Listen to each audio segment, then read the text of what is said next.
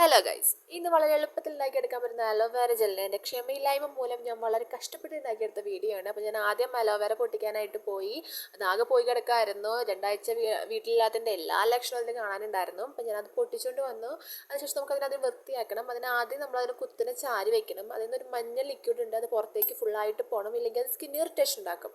അപ്പോൾ അത് നന്നായി പോയതിന് ശേഷം അത് നന്നായി കഴുകി വൃത്തിയാക്കിയിട്ട് അതിൻ്റെ ഉള്ളിലെ ആ പൾപ്പ് മാത്രമായിട്ട് നമ്മളെടുത്ത് ഞാൻ വെള്ളത്തിലേക്ക് ഇട്ട് വെക്കുകയാണ്.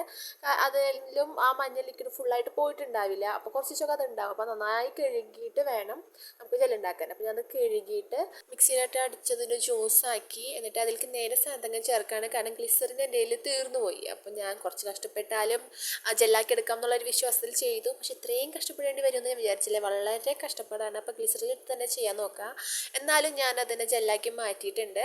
നല്ല ജെല്ലായിട്ട് തന്നെ കിട്ടിയിട്ടുണ്ട് കേട്ടോ. അപ്പോൾ വീഡിയോ ഇഷ്ടമായിട്ടുണ്ടെങ്കിൽ എല്ലാവരും ഒന്ന് ട്രൈ ചെയ്ത് നോക്കുക. ഒരു ലൈക്കും തരണേ.